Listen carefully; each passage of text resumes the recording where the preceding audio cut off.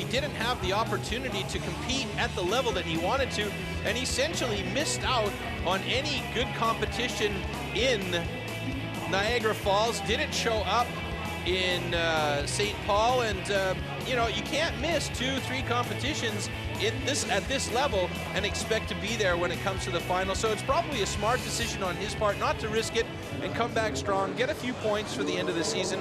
And Bart van Roosmalen and Philip Auerswald, both those guys happy to be moving to the next round. Absolutely. Heat number 4 has Danny Hansen in there, and he was the local hero, if you will. He had the fastest time in their national shootout. This could be a surprise guy. Look for him on he's in middle lane there, left-hand middle lane with the arms up right there. He's got the red armband on. Also in this one, Andreas Rügge, Janis Lutholf from Switzerland. These two guys are super strong. Watch them come out of the gate quick. Hubert Harvey from Canada, a little bit of an interesting character here. We've seen him kind of flash out there at in St. Paul, and bit of a surprising character. This is going to be a good heat, I think. But watch for Danny Hansen. He's got lots of experience with this particular course, so that's an advantage for him. Call it your hometown advantage, the hometown lead for Danny Hansen. Good clean start, Danny Hansen there, looking pretty good, but it appears as though it is. Let's see, it's Andreas Rügge going down hard, and out front, Janis Lutholf being chased hard by Hubert Harvey by the looks of it. And no, it's Andreas Rügge way out in front. Let me get this. Danny Hansen took this one hands down.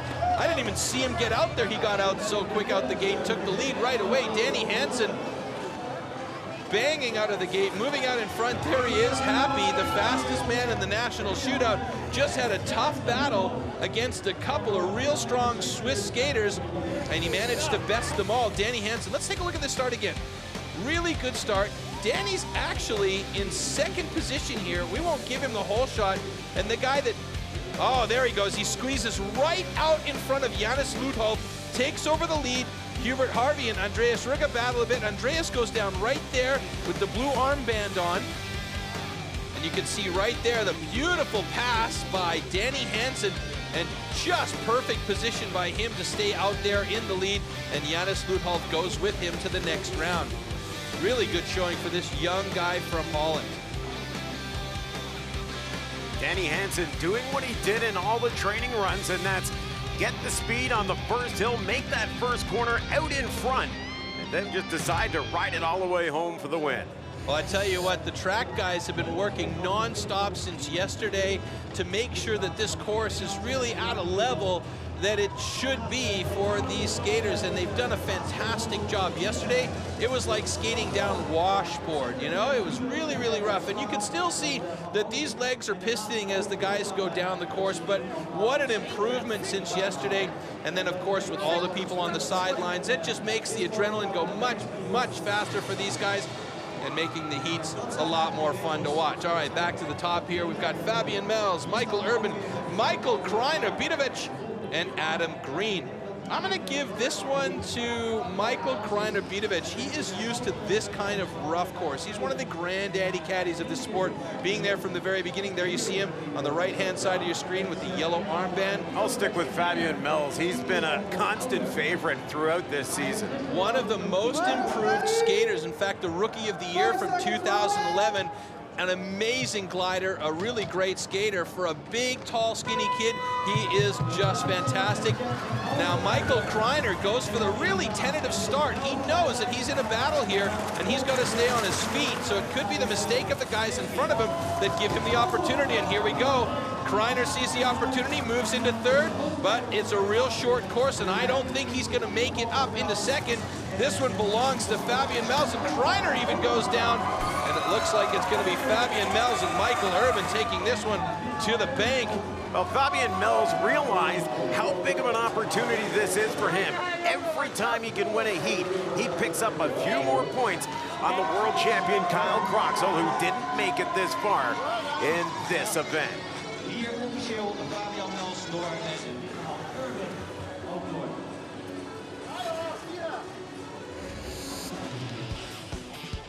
Like you said, Troy, coming out of the gate, Kreiner Bidovic did not have a good start. That put him in fourth spot.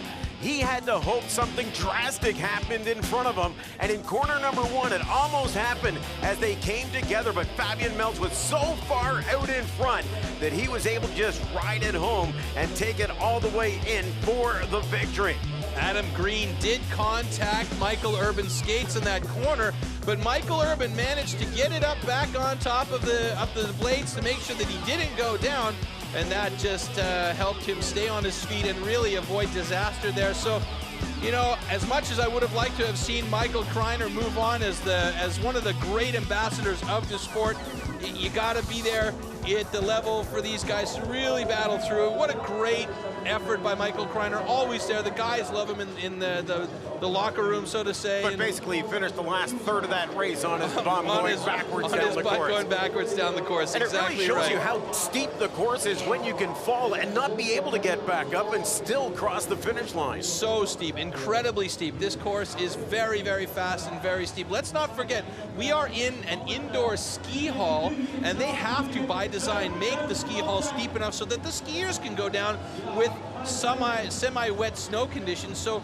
you take away those wet snow conditions, make that surface hard and fast, and you're looking at speeds of up to 65 kilometers per hour. All right, back to the top here. Manuel Meili, Daniel Bergeson, Pavel Kryukov, and John-Paul Hendricks. Call him Jimi Hendrix in this one, getting ready to go for Heat 6. Well, Meili and Hendricks were the guys that were in the grouping that took Kyle Croxall out. So these guys want to be able to show that they deserve to be here. Watch for Bergeson to come out strong. There he is in the Zuby's pants in second place at the moment. Out in front, it looks like we've got Manuel Meili with a great start. Bergeson has a little bit of trouble, and he gets passed quickly by Pavel Kryukov, who is now sitting in second place. The yellow armband on the Russian. Oh, wait a minute now. Let's see what we got here. Manuel Meili wins this one hands down. What a great start by him, and I think Bergeson and Kryukov did not qualify. It was Kryukov. In the end, he came in 4th spot. It was a fantastic move, actually, by John-Paul Hendricks. He snuck around the inside on these guys. I don't think anybody was expecting that from the young Dutchman. Manuel Meili here from Switzerland with a great start, and there you see Bergeson with the American helmet. Well, Bergeson gave up the line in the corner, and that's when Jean-Paul Hendricks was able to cut in front. Watch, he just takes his time, makes the first jump. He's got to cut it hard to go into this corner, but Hendricks decides, I'm going to cut the corner, and I'm going to push you right out of the way. He muscled his way through, and that would got him to 2nd spot at the end of this course, and that's what's going to move him on to the next round. You see here a bit of contact and a little bit of shoving and pushing. Incidental contact, we should remind our viewers, is allowed, but you are not allowed to push, pull, or hinder the other competitors on the track. Otherwise, you will be disqualified. But it looked to me like a fair pass on the inside. And like you say, he really muscled his way past on the inside. So Manuel Meili and John-Paul Hendricks get through. The advantage for John-Paul Hendricks being the home track here for him. Plenty of time to practice and get used to the conditions. And there we see Pavel Kryukov disappointed because he had great speed. And this was, I think, about the tightest race we've seen with all 4 guys coming across that finish line really, really close together. Well, your man's up in the next heat, and that's Derek Wedge. So heat number 7 has got some quick guys.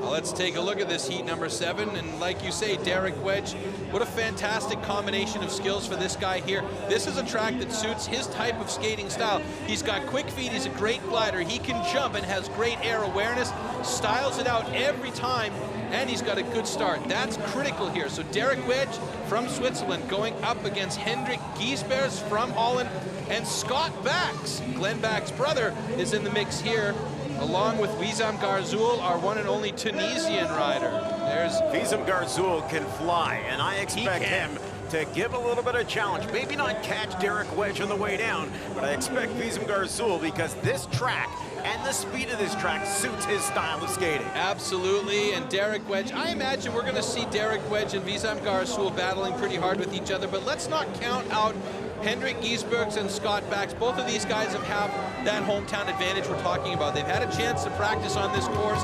They know how rough it is. They know the corners. They know the nuances. So let's see if that works in their favor in this heat.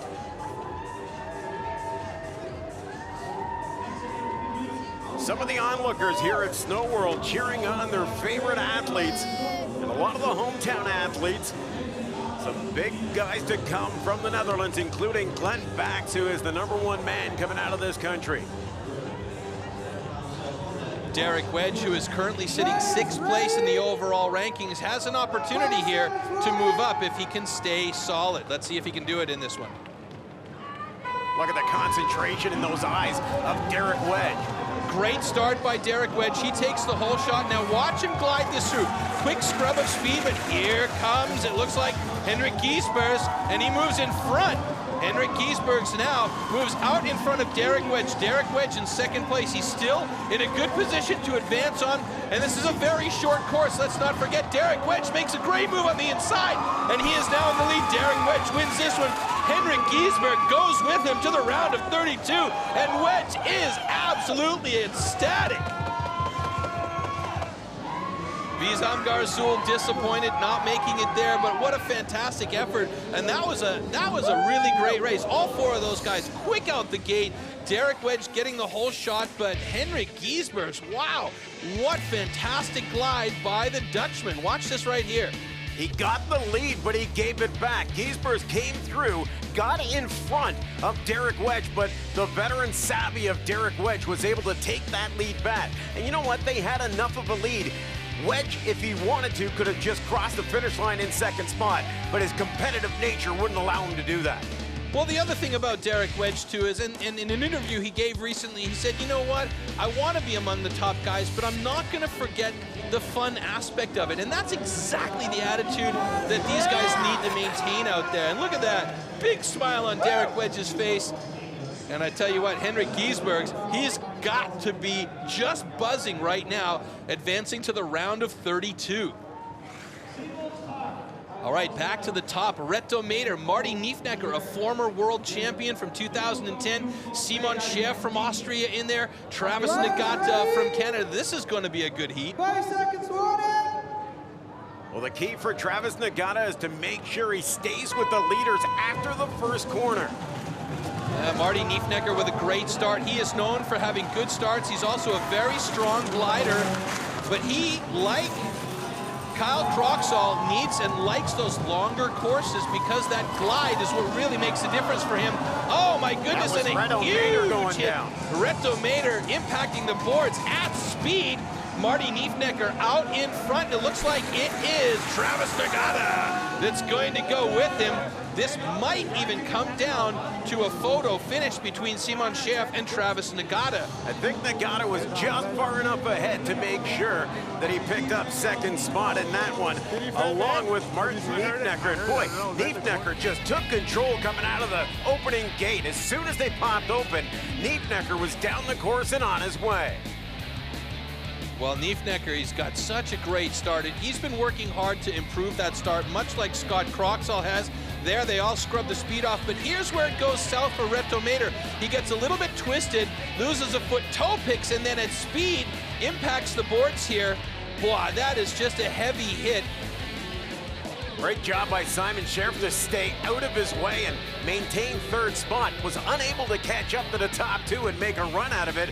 But look at the speed coming out of the corner from Martin Niefnecker. He knows he's got it, and Travis Nagata well into 2nd spot. Yeah, and there's going to be no photo finish there. Travis Nagata had a good, solid 2nd position there. So it's going to be Marty Niefnecker and Travis Nagata, and by the looks of it, Reto Mader wasn't injured, but you know, we've been talking about the steepness of this course. Reto just didn't stop sliding down that course. He could not stop. He needed to dig a blade in just to get himself slowed down enough to get back on his feet and glide to the finish area. Yeah, it's like we said, once you're down, getting back up and getting back under control are 2 different things that need to happen, and it doesn't always work out their way. Yeah, absolutely. As we take a look there at Hendrik Giesbergs, who is very, very excited about moving on to the next round. He will be going up against Derek Wedge, Marty Niefnecker, and Travis Nagata in the round of 32. That is not going to be an easy race for him. You know, you look at heat number 9, and it's one of those heats for the local people. 2 of their top guns are in the heat. Yep, Glenn Bax and Remo Spears in this one. Boy, I tell you, these two guys, super strong and hometown advantage. And you know what? Vladislav Khrushchev and Lukas Schwinghammer are both going to be in very, very tough here.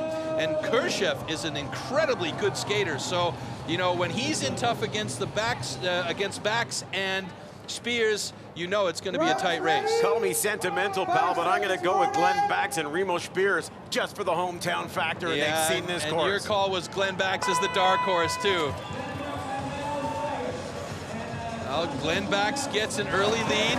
Khrushchev right there with him. Khrushchev is staying hard on Glenn Bax as they come into the corners. This is a very tricky section here. The S curves, Khrushchev strong. Glenn Bax holding it out in front. Schwinghammer sitting in third. And we have objects on the course from the sidelines. What a clean race. Wow, that was fantastic. Glenn Bax takes this one and drags Vladislav Khrushchev along for the ride. Both those guys will be advancing to the round of 32.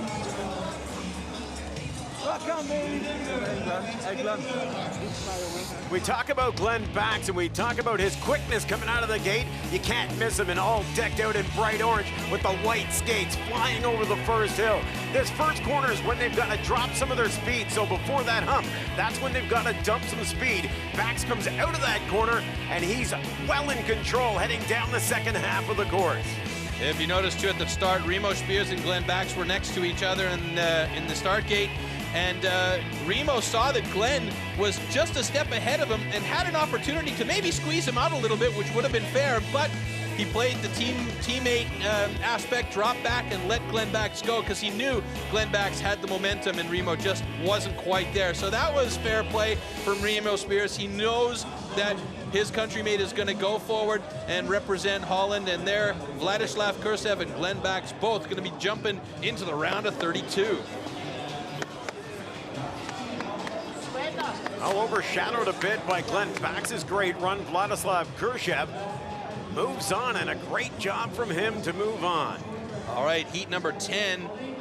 This one has Ian Koumans from Holland, Marco Delago from Austria, Michael Anderson from Sweden, a big, tall kid with a long stride. Watch for him to do well.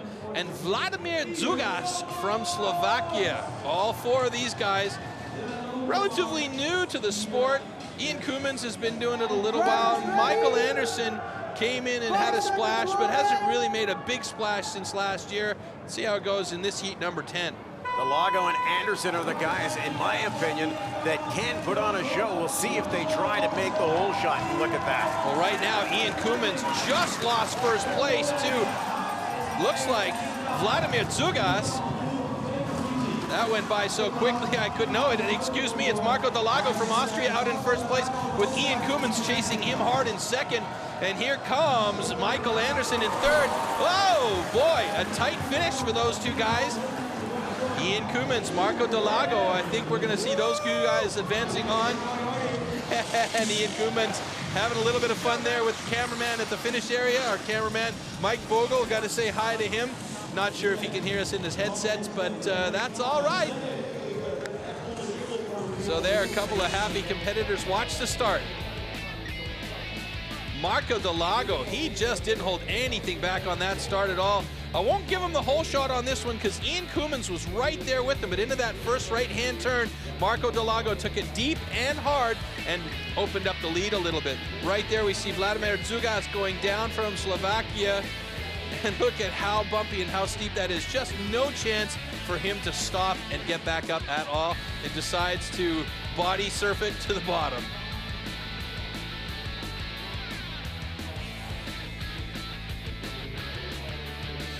Really good finish. Super close finish.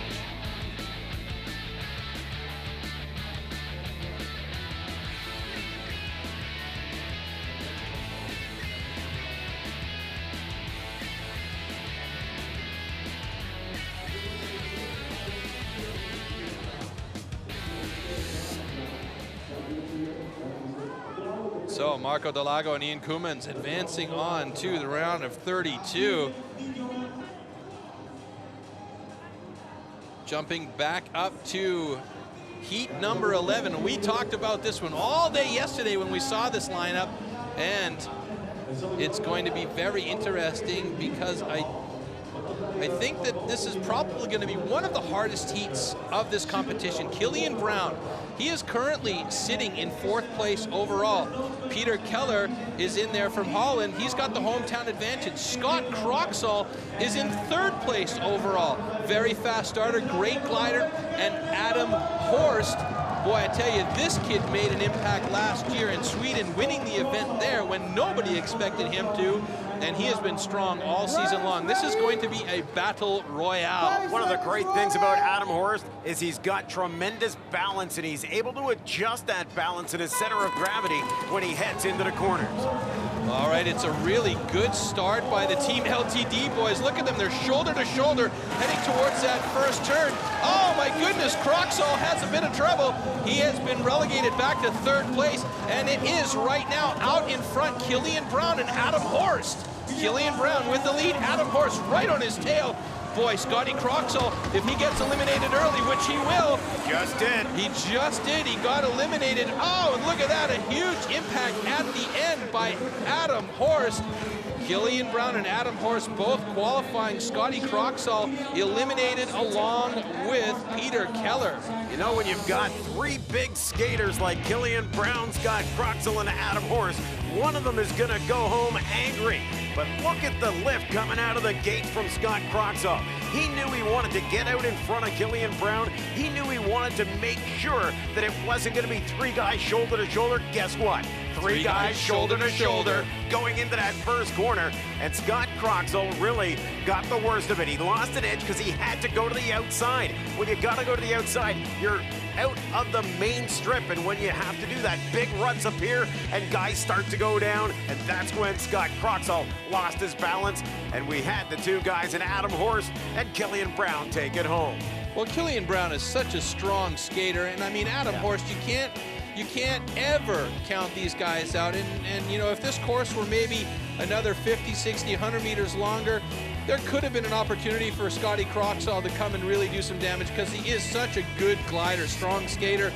And Killian Brown, Adam Horst impacting the end boards really, really hard there, but it looks like he's okay. And Killian Brown and Adam Horst will advance on to the round of 32.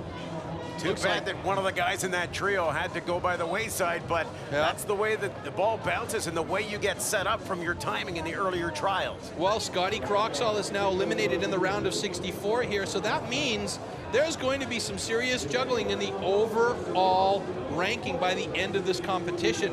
And at this point, it looks like Killian Brown has finally started making a real drive towards getting on top of that podium. So Killian Brown is going to move up in the standings if he can stay on his feet like he did. And that race really shows he's throwing down the gauntlet to try and move on to the next round and move on from the round of 32 as well.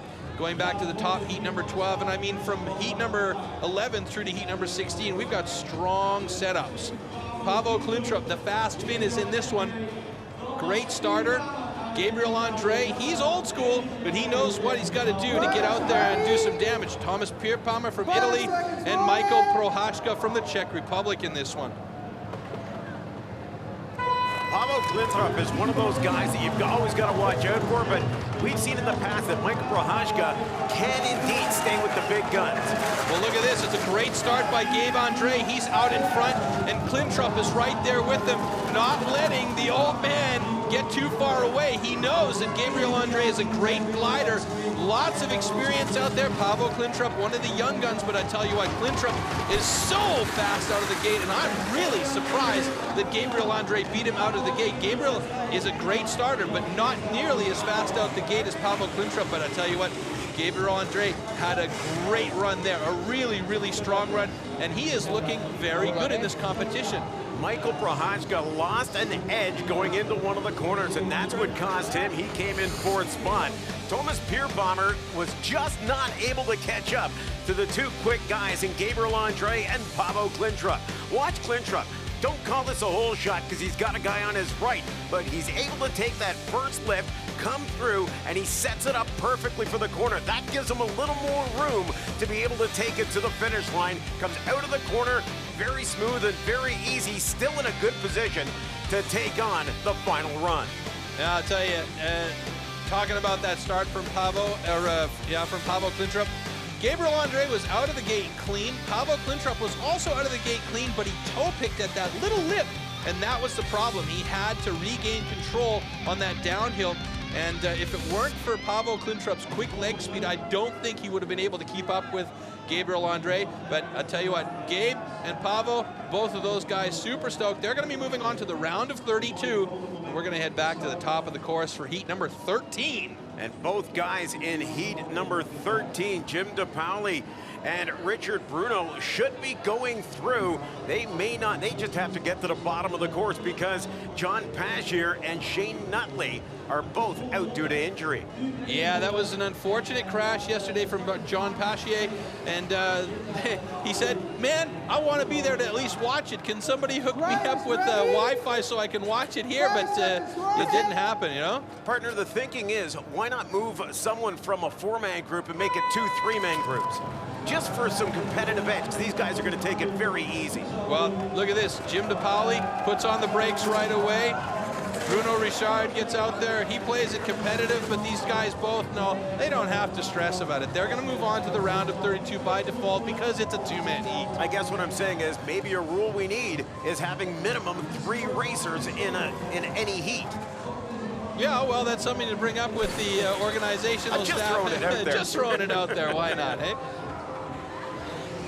So there we go. Bruno Richard and Jim DePaoli will move on to the round of 32. An easy glide through for them. Unfortunate for Shane Nutley and John Pashier. I really like those two guys in particular. Shane Nutley, his just this exuberant and vibrant style with his orange jersey and his big face on the jersey with the red mohawk.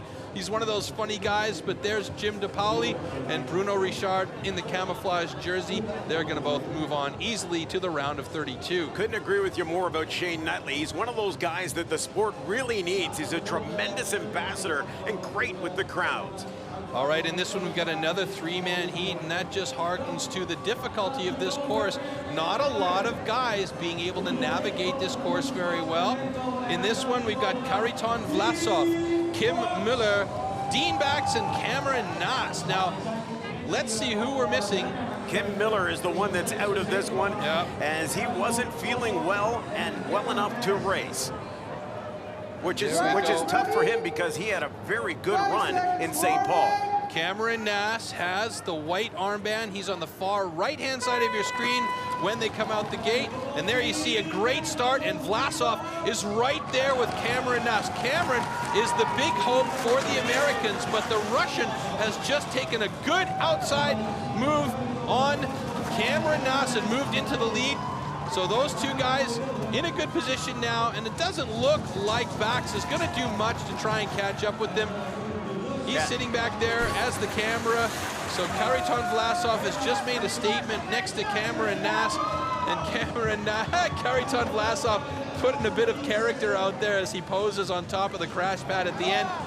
Kariton and Cameron gonna both move on to the next round. Look at the start here. Looked pretty good for Cameron Nass, and it was the glide here on this downhill that got Kariton Vlasov the good lead.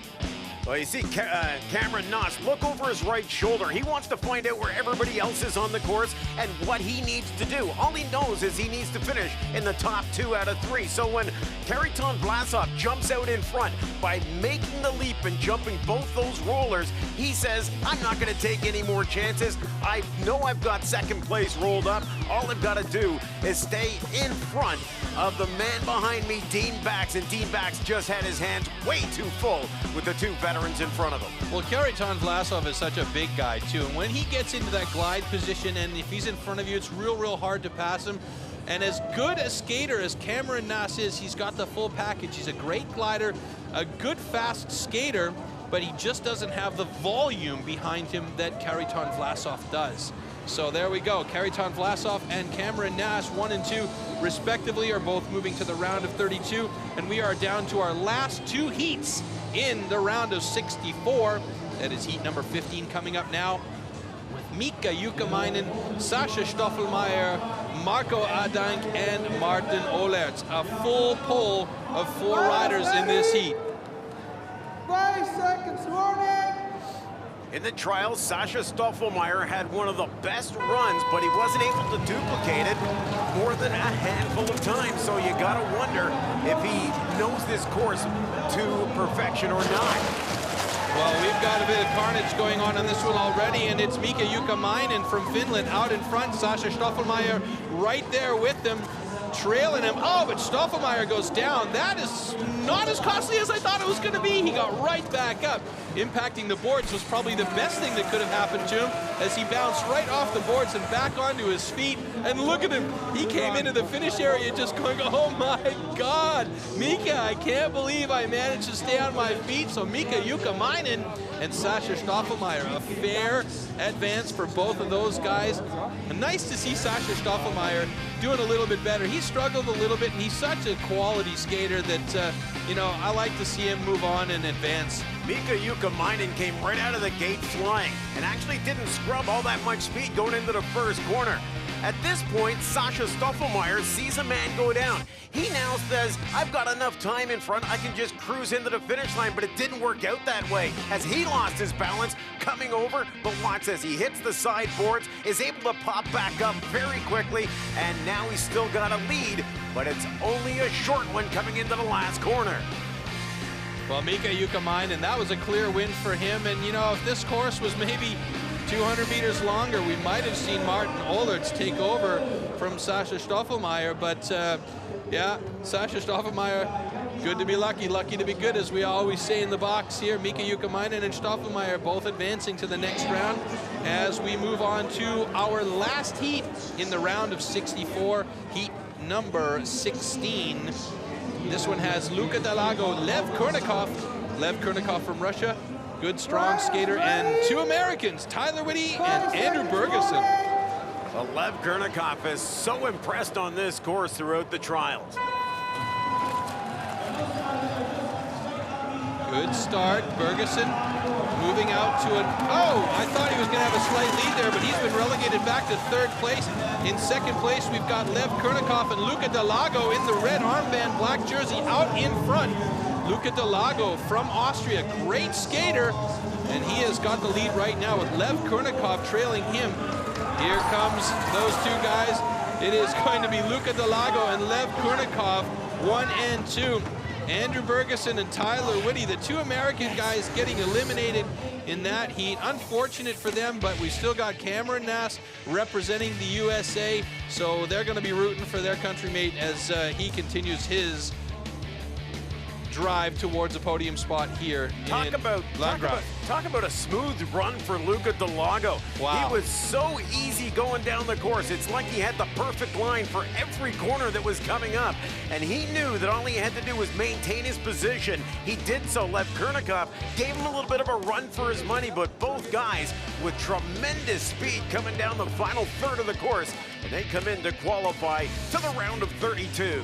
Well, Luka and Marco Dalago both moving on to the round of 32. Marco Dalago, Luka's brother, is in 10th place in the overall standing, so he is in an attack position, but he needs to be perfect the next 3 or the next 2 events though. So this event and the next 2 coming up in Lausanne, Switzerland, and in Quebec, Canada, as we get set for the round of 32. That is when it's going to get very interesting. The adrenaline starts to pump, and we were talking with our course expert Claudio Caluri earlier, and he said, you know what, this is the type of course where you don't necessarily need to put on the brakes until you get to the finish line, but the crux there is you need to choose your line very carefully.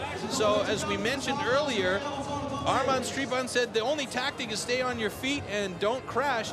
It could be that the one tactic, right, yeah. Well, he's very much right actually, but you know, talking to Claudio, the one tactic is line choice. Absolutely, and one of the big things these guys have to look out for is when they choose their line, somebody could jump in front and squeeze them out of that way, and that's what's been happening and why we're seeing guys go down. They all know where they have to be. It's getting there that is the difficulty for some of these guys.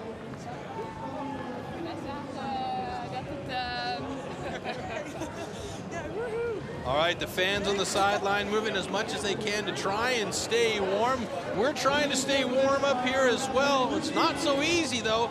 The temperature has been dropped down on purpose to -15 in this arena to make sure that that ice stays nice and frozen, with all the people and lights on the sidelines as we get ready to go live to television.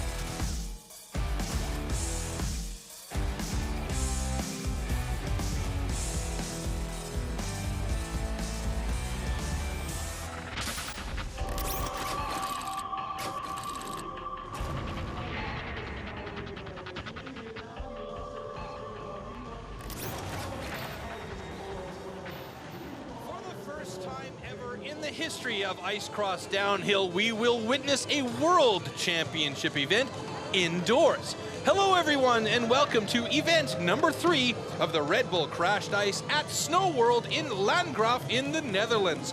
Troy Mannering with you again, and joining me is Doug Anderson. Doug, this is the shortest and fastest course in the history of the sport, and so far, the racing has been epic. Thanks, Troy. Great to be with you here at Snow World. This 330-meter course has the riders reaching speeds up to 60 kilometers per hour. The high speeds, combined with the track length, leaves the athletes with little room for error. The key to winning this third event of the season for Red Bull Crashed Ice is the riders' judgment and ability to make good decisions at a high rate of speed. For the first time ever, we are indoors on a permanent track, proving the sport of ice cross downhill is getting bigger with each passing event.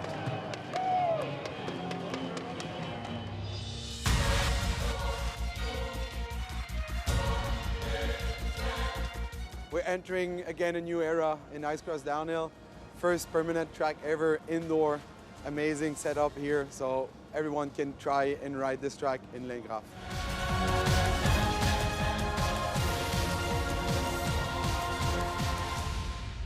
Yeah, I think it's very important to have these permanent tracks. We need more guys who can actually do it, so for that we need more tracks everywhere across the world. If you go on a permanent track in Tyrol or Finland or here in Landgraaf, that's the best training that you can make.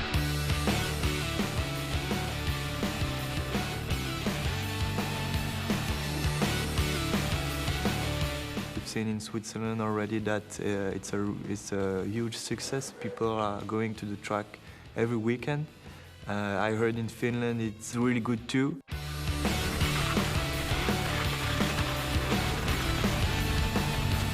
I designed it sort of, and it's like going to be bigger next year, like a real fun track.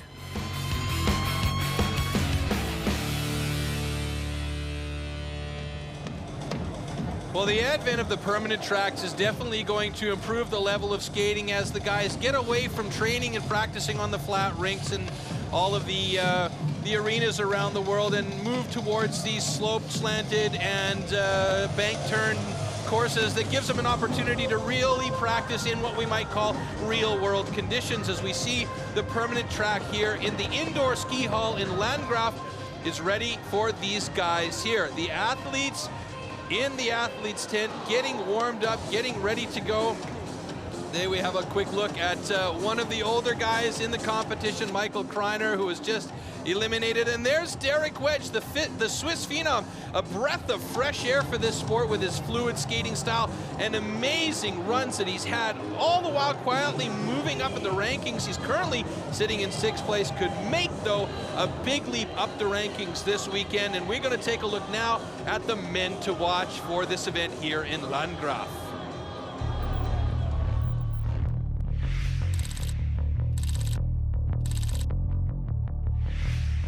Scott Croxall. Look at the grit on his face as he comes out of the gate. Wow. Scott Croxall in the lead. My goal is very simple. I want to be first. Cameron Nas. Every time we see Nash in the lead, he has never given it up. Nas, great position. And Look here, at the body work from two the Croxall brothers. Yeah. Cameron Nas can ill afford to get caught between the big bodies. That cost him a win. I've finished 2nd and 3rd already this season, and I would love to take that top spot on the podium here in Landgraaf. Derek Wedge. Watch the glide of Derek Wedge here out in front, putting on a little bit of a show there, going backwards across the finish line. It's a fast track. I like speed, so I really want to do a final. Count on me this time. Well, Doug, the favorite for the overall ranking and the leader in the overall ranking, Kyle Croxall, was eliminated in the round, or the 64 elimination round yesterday, going down hard. This happened to Kyle last year as well in Sweden, where he got eliminated early on, came back, and ended up winning the overall. And I don't think that he is of the impression that it's going to affect his overall chances, but then again, he still does have 2 more events that he has to do well in.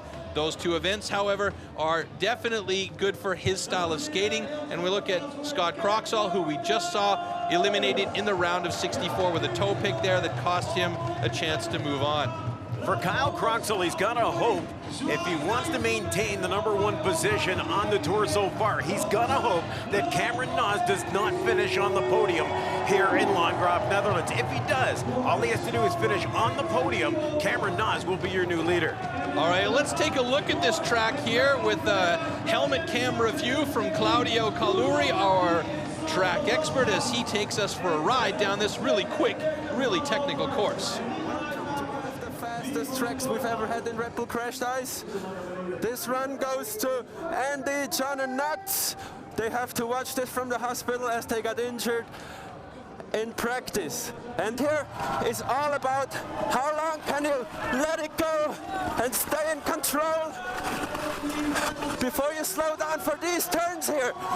These are extremely rough. Whoa! Bumps, bumps, bumps. Aye, aye, aye. Now I just have to stay low, try not to break all the way to the finish line, which is brutally scary. Aye, aye, aye, aye. Now that was an intense quickie, and there's gonna be lots of them tonight. Have fun watching. Later. Well, Doug, I always said Claudio is his own video game, and watching him do those helmet cam runs is, I don't know if it's more fun for me or for him, but it's just so interesting to watch him and hear him go down this course, and you can hear in his voice as he goes around some of those corners how bumpy it is. I'll tell you something, he is my highlight of every time we get to work together. I love watching Claudio Caluri take the run down the course, but you know what he just said is these guys are gonna fly through the bottom part of the course. We're gonna see times in around the low 20 seconds over 330 meters. That puts you in around 60 kilometers an hour. Yeah, that is blindingly fast considering how short this course is, and you have to imagine from the finish line to the crash pads at the end of the finish bell, it's only about 15 meters, so that is not a lot of time to take those brakes and put it on so that you stop from 60 to 0, and you even saw it during that helmet cam run. Claudio impacted those end pads really hard. Especially if you have to be in a group where there's more than one guy crossing the line at a time. Here is our dome. This is how the guys got to the round of 32. All right, we're lining up the round of 32, and the first heat in this one is going to be Well, I tell you what, Frank Wilting, Michael Johansson, Andreas Wienstel, and Thomas Palko. It's a full pull of a heat here, the round of 32, heat number 1 of 8 in the round of 32. Here we go. You know, Troy, we talked about this being an opportunity, this track, for some guys to get some much-needed points and experience. This group shows that. All right, out of the gate, it's a really good start for Michael Johansson, who edges not quite everybody out to the lead. As he comes around that first corner, he's got the lead, but he goes down, and now it is carnage on course as Johansson manages to pop back up just in time to hold off the other guys. Andreas Wienstel from Germany right there with them, though. So it is Wienstel and Johansson coming across that finish line. And oh my goodness, a huge pileup in the finish area. All 3 guys coming into the finish and just jamming into the end boards there. Frank Wilting is visibly upset as he leaves the course area. Let's have a look at this start. There is Johansson in the white jersey, this white Swedish jersey with the blue armband. Here he comes around the corner, just tags the boards there, doesn't actually go down. Oh, he does go down. He sure did, and guess what happens? He's able to pop back up. On this being such a quick and such a short course, if you go down, the chances are you're not going to be in the top 2. But he went down and it waited, as you called it, the carnage happened, and he was able to pop back up and finish the race in first. Well, here he goes down, slipping into the end. Andreas Wienstel off to the side there, and then the other 2 guys come in right on top of each other and hammer into Johansson. Boy, that is an ugly way to finish the race, and we're going to go back up to the top for heat number 2 in the round of 32. Danny Hansen, your man from Holland, looking real good up against Bart van Roosmalen, another Dutchman, Janus Luthol from Switzerland, and Philipp Auerswald from Germany. We're going to be in this next heat as we take a look back at the finish area. Michael Johansson and Andreas Wienstel advancing on to the quarterfinals. Michael Johansson has to be ecstatic with coming through after falling near the top 3rd. Knowing it's a short course to make up that speed, he was able to do so and move on. So once again, waiting for a round of 32. Heat number 2, they are in the gate at the top, but I did see that it looked like it was only 3 guys in the gate. We'll double check that. It could be that they were just waiting for their 4th to come back and join them. So who do we got up there? We have Janus Ludholf with the yellow armband, far right or left-hand side of the screen. In the blue armband, Bart van Roosmalen. Where are the rest of our guys? There's Danny Hansen. There's Danny Hansen just jumping in. So the only guy we're missing is Philipp Auerswald. He just showed up in the gate as well, so it's a full set of 4 going. All right, well, that's good news because, oh, wait a minute, I don't see Philipp now. No, he's up there, he's up there. He's just waiting at the back line there. He's talking to our start official. There's Philipp.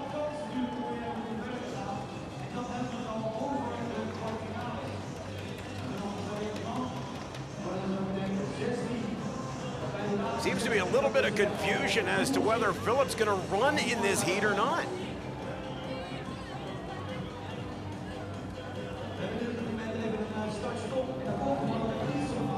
Well, it's fairly clear to me in the last heat, in the round of 64, heat number 3, van Roosmalen and Philipp Auerswald were the 1 and 2 guys respectively, so there should be no question as to where he goes in the lineup. It's fairly clear the lineups once you've gone through to the next round. So the discussion up top, we're not really informed as yet to what's going on up there. You know, we've been seeing the crowd having a great time here in Snow World, and you know what? We say it's indoors, but it's very cool. It's a -5 degrees Celsius inside, so it's not like the people are braving the elements. They are. It's very cold in there. Okay, we've just been informed that there's actually something on the track, or a few somethings. It looks like the carnival festivities have left a few items on the track that could cause issue for these skaters as they go by. Boy, that's so difficult with something like that. You get that into a blade and that can throw you for a loop and some dangerous activity, especially on such a speedy course as this one. Well, Fabian Mels from Germany jumps out there, cleans up the track for the boys and gets them ready to go. Philip Auerswald, Danny Hansen, Bart van Roosmalen, and Jannes Lutholf, a full pull, gate number 2, heat number 2. Here we go.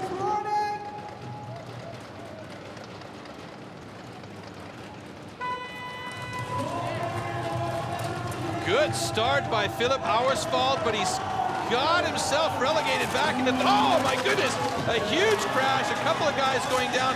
Auerswald and Hansen both getting basically knocked out of contention here. Jannes Lutholf and Bart van Roosmalen, 1 and 2. And hopefully these guys realize that they've got it sewn up. All they've got to do is stay on their feet because they were way out in front. Yep. Well, they didn't have to worry about it. They got to that finish line quick as a wink on this very short, very fast course. So, I got to tell you, Jannes Lutholf, Bart van Roosmalen, I thought for sure that Auerswald was going to be right there with them out to start here, but there, a little bit of tangling going on. Yeah, after the jump, Danny Hansen was struggling to find his feet under him, and he took down Philip Auerswald, and that was to Auerswald's detriment.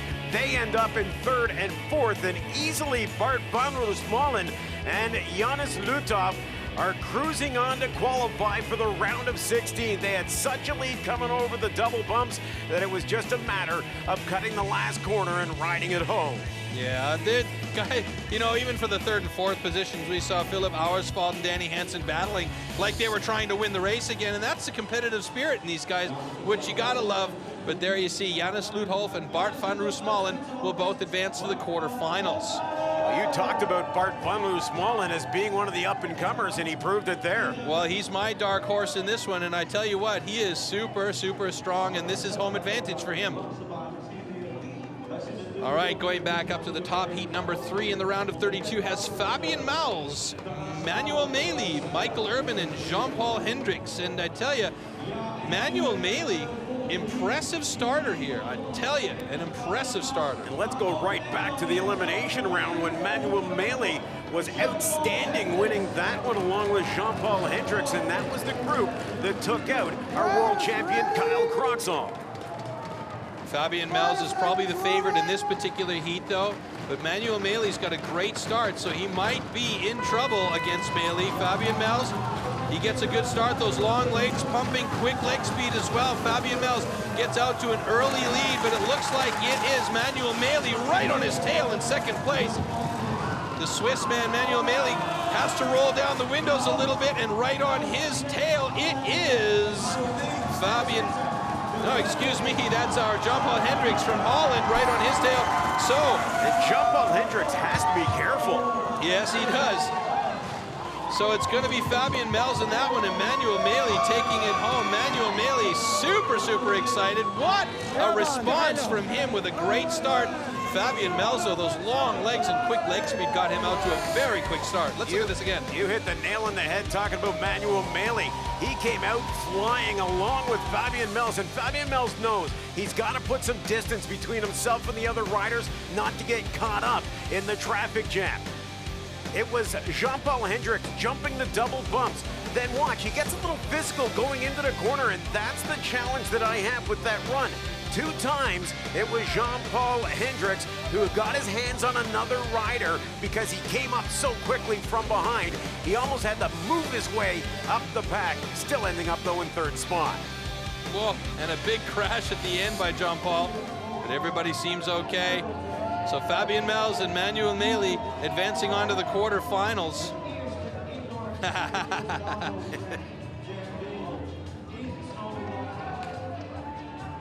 Carnival in full swing here in Holland as well, as everybody seems to be in the party mode along the sidelines here, 5,000 strong, and they are loving the action here. The first ever ice cross downhill world championship indoors. Nice.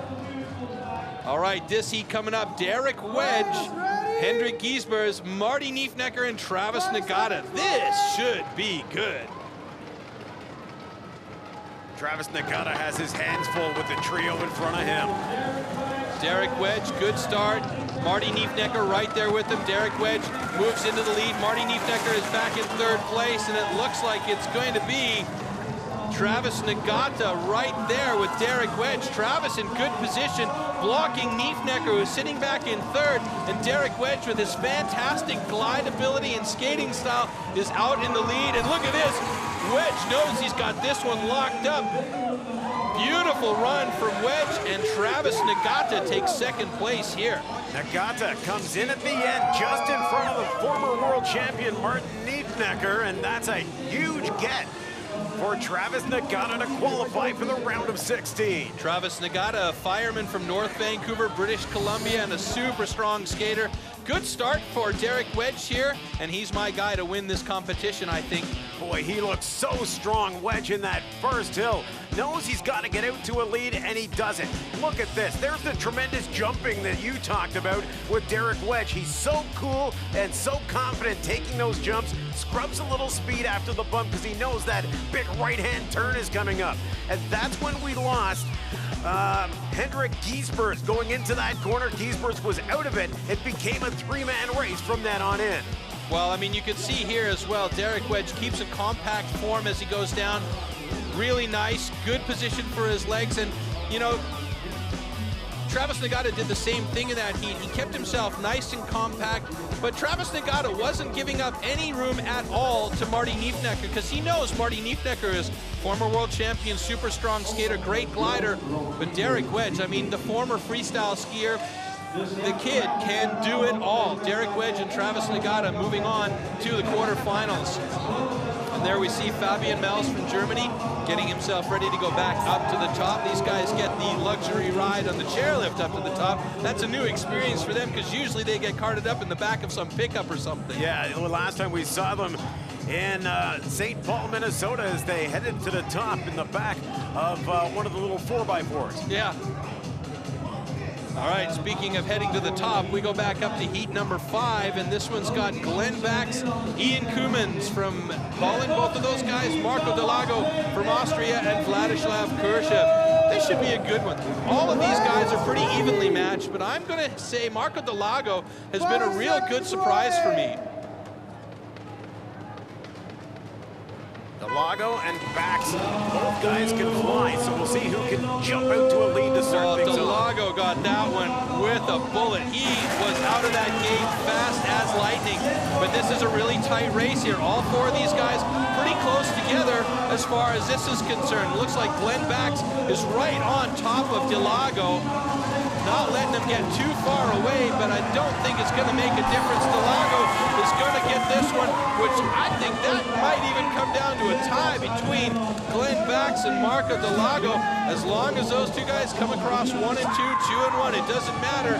They're moving on to the quarterfinals. Bax and Delago do qualify, and boy, what a race both of them had to start off heat number 5. Great speed by Glenn Bax towards the end, and that tells you all about his gliding ability. And I've been saying this all night long, another 100, 200 meters on this course, and Glenn Bax is the winner of this one hands down because he was just that much faster at that final sprint to the finish line. But Marco Delago, oh my goodness, what an amazing start from that young man from from Austria, and he just blasted out of the gate, and that was the key for him, blasting out of the gate, getting out to the front of the pack, and then just holding on to the glide to the bottom. Look at this, Glenn Bax comes hard around the outside, and watch this finish. It's all about the hips this time around, not the feet, because of this very short finish bell. Speaking of bells ringing, so Glenn Bax and Marco Delago, and actually they're going to give the win on this heat to Glenn Bax, and Marco Delago taking second place. Again, talking about that speed and momentum from Glenn Bax being an advantage. Heat number 6 back at the top here with Killian Brown, Pavel Klintrup, Gabriel Andre, and Adam Horst. Wow, what a lineup here. 5 seconds running.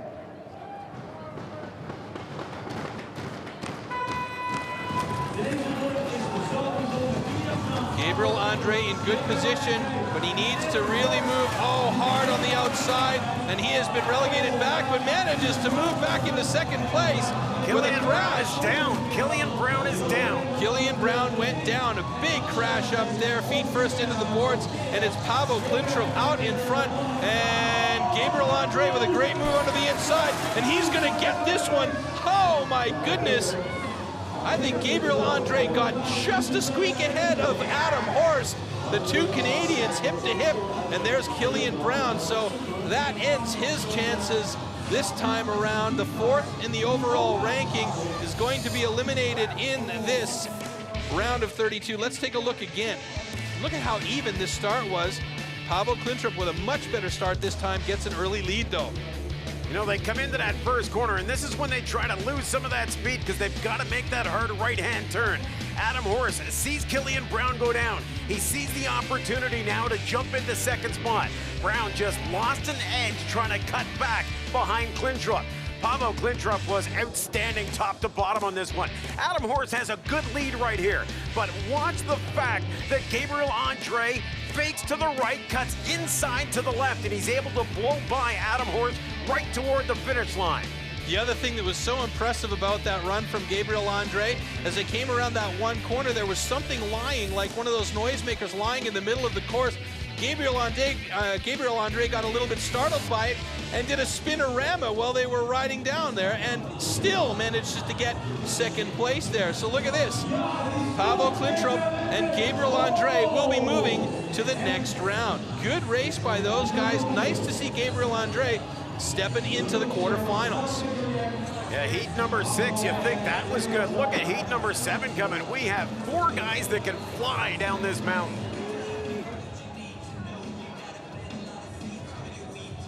So there you go, Pavel Klimtrup and Gabriel Andre just made official. They're moving on to the quarterfinals.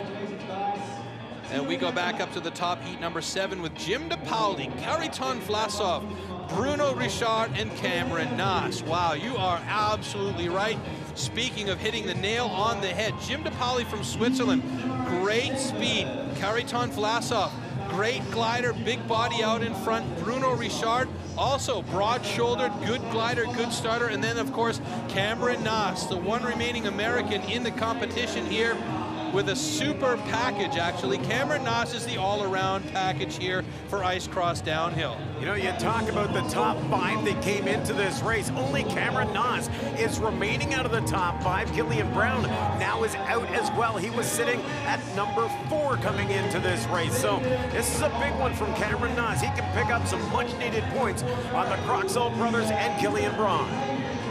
And I have to wonder if Cameron isn't feeling a little bit of the pressure up there, knowing that this course suits his style of skating and his abilities, but also having to consider the fact that most of the favorites have been knocked out of the competition very early on, and he is one of the only favorites remaining here. Well, much like in this heat, Bruno Richard has to be an opportunist. Cameron Naas has to be an opportunist as well. He knows that the points are there for him to take and jump up in the standings. Let's watch this start. This should be a very even start, actually. I think we've got 4 very good starters, but it's Cameron Naas who's got good lane choice here. He's going to get to that first right-hand turn early, but Kariton Vlasov takes over and is out in front. And it looks like Cameron Naas holding on second place, Bruno Richard in third place, Killian Brown, excuse me. Jim DePauli went down. Jim DePauli went down up there. Taking a look at the wrong heat. Oh my goodness, and Cameron Naas has just been eliminated at the finish line. Bruno Richard, as you said, Doug, the opportunist takes a quick line on the inside to take second place behind Kariton Vlasov. Wow. Wow, well, what a turn of events. We talked about Bruno Richard. He needed to play the opportunist to get a piece of the action, and he took advantage while it was in front of him. He had such a good start, Cameron did. You know, they come out of the gates, partner, and they want to get up to speed real quick, but then you find yourself moving to that first corner, and you've got to scrub some of that speed. Well, I tell you here, he was in really good position, but Kariton Vlasov just got better body position on him as he came to that first corner, and Cameron Naas was relegated back to second place. A little bit of trouble there as they bump the wall. And then there goes Jim DePaoli. And Bruno Richard just bided his time.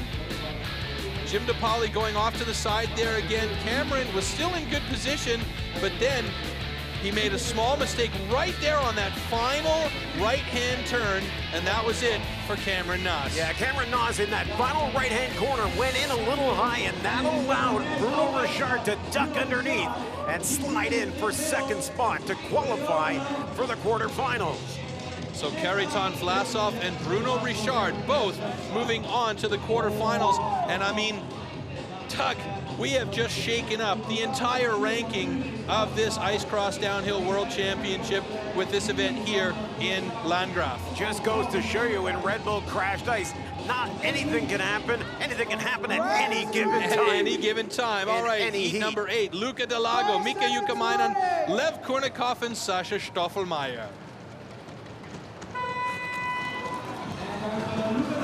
Mika Jukkamainen takes an early lead right there with him. Luca Delago and Sasha Stoffelmeier sitting in third place. Sasha's going to need to really get on these guys.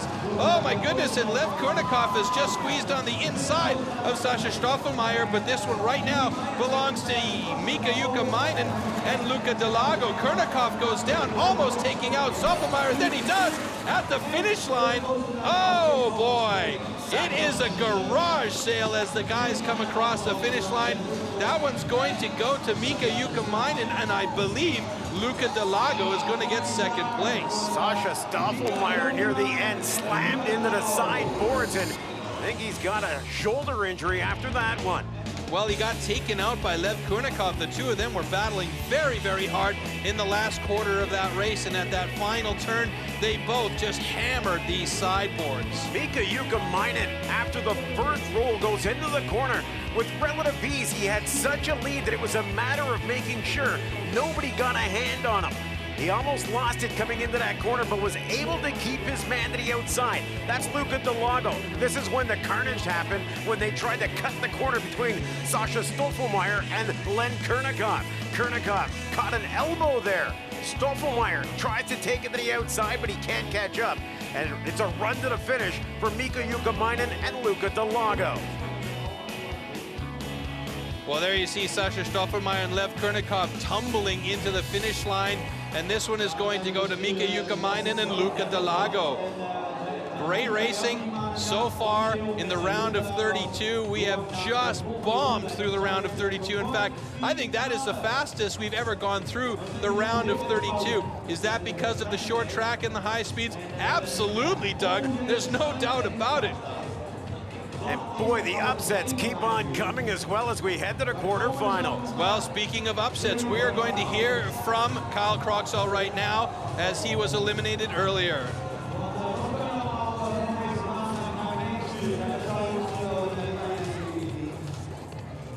So Kyle, you had a pretty rough day yesterday. Can you explain us what happened? Yeah, I mean, it was just in a qualifying run. Went out first out of the gate, got first to the first corner, hit a bump, and went down into the wall. So not much you can do after that. It's a short track, so I couldn't catch up. Can you explain us why is this track so difficult for most of the top guys? Yeah, the track is not well built at all. It's pretty much they flooded over top of the snow instead of putting plywood down like most courses. So it's very, very bumpy out there. Not like we've ever seen before, so basically just looking forward to the normal tracks again in Switzerland and Quebec City. So what does it mean for you for the rest of the World Championship? I'm ahead by 2,000 points right now, so I don't think it's going to affect me too much unless Cameron or my brother get on the podium, but you know, not much you can do. I got 2 more races to try and win out there, so still got lots of time and lots of points to get. So if Cameron wins today, are you going to change your strategy for the next 2 races? Try and beat him, try and come first at both races. That's all I can do. Thank you very much. Well, we just heard that, you know, if Cameron Naas and his brother Scott Croxall get on the podium, it's a different story, but neither of those guys are going to get there because they've both been eliminated. Scotty Croxall in the round of 64 and Cameron Naas in the round of 32. We're going to hear from Cameron Naas right now.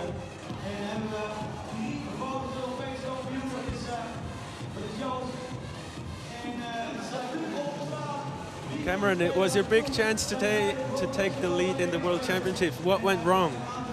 It's a tough track. I gave up the inside in one of those last corners, and I don't know. I mean, I'm safe. I'm not injured. I feel healthy. So Switzerland, here we come, and I'll get you Kyle there, I guess. What is it that makes so many pros struggle with this track? It's just hard. It's very fast in the beginning, and it's bumpy ice, and we only had a day to get used to it. So I mean, it was just tough. Steep learning curve. So what's your tip? Who's gonna win this? What do I think? I don't even know who's in it still, I guess. My vote's Gabriel Andre. So now that the overall, the World Championship's gonna be really tight, what's your strategy for the last 2 races? Give it everything I have. I mean, Switzerland and Quebec, they're promising good tracks, and I mean, I don't know, just do what I did the first 2 races, and hopefully we do it up. Thank you and good luck. Well, a clearly disappointed Cameron Naas, but you know what? Like you said, he's alive, he's uninjured, and he is going to focus on the next 2 races, which are clearly the races that, you know, for him and, you know, the looking forward to those particular tracks at those events is going to be where he's really going to try and put the pedal to the metal against a guy like Kyle Croxall. Yeah, one of the big things that they've got to look out for, though, Killian Brown is out as well. So there's your top 4 competitors that are gone by the wayside. What a huge opportunity for the guy that you love, Derek Wedge, to come through, sitting in 6th spot. Yeah, and we're going up to our first quarterfinal heat. Janus Lutholf, Michael Johansson, Andreas Winstel, and Bart van Roosmalen. 5 seconds warning. Remember, Andreas Winstel was the man who squeaked through in the last round to get to the quarterfinals. And it looks like it's a pretty clean start for all 4 of these guys. Van Roosmalen squeaks into, speaking of squeaking, into the lead. And we are on board right now with, I think, Janus Lutholf. Yep, it's Janus Lutholf in 2nd place. Oh, Van Roosmalen goes down. He gets right back up. He manages to hold speed, and what a fantastic block move. So he manages to hold on to that 1st place. Very lucky, but that is the skill level of a guy like Van Roosmalen. Goes down, gets right back up, and knows that Lutholf was right on his tail, gets that big body in there, blocks, and manages to hold on for the win to go to the semis. Very smart move for the hometown man. He's ran this course many times, so coming out of the chute was a big key for him. He wanted to make sure that he had a little distance between 2nd and 3rd as well, and Van Roosmalen was out quickly. Goes over the first hump and into the first corner. It's sort of an S. They got to make a quick right, then a quick left. He hugs the boards and is able to stay there. When he did that, watch as there's the big fall that came, and that was Michael Johansson. We saw Johansson fall leading up to the quarterfinal, was able to hold his ground. Then Van Roosmalen gets back up, and like you said, Troy, he made himself big coming into the final curve and was able to hold off as he lost his footing yet again. Well, in that helmet cam view, you can really see that he did, as you say, make himself big. He got right into the middle of the track, elbows out, and just blocked everybody. But you know what? Van Roosmalen and Janus Lutholf are going to the semifinals. And there you see the helmet cam from Janus Lutholf and Bart van Roosmalen. Both of those guys, I think, probably a little bit relieved to be as far along as they are in this competition here in Landgraaf. You know, next to watching Claudio Caluri go down the course, I love the helmet cam. What a great perspective we get. Awesome, just awesome.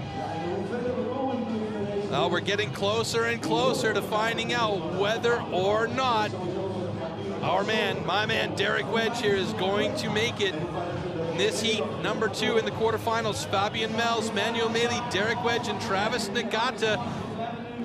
Again, it's another evenly matched up heat with great starters, good gliders, good skill set for all of these guys. I'm still sticking with Derek Wedge doing this one, but Manuel Meli has been so fantastic out of the gate. Has he, though? I think he might challenge Wedge on this one very much so. Travis Nagata has to play that opportunist yet again.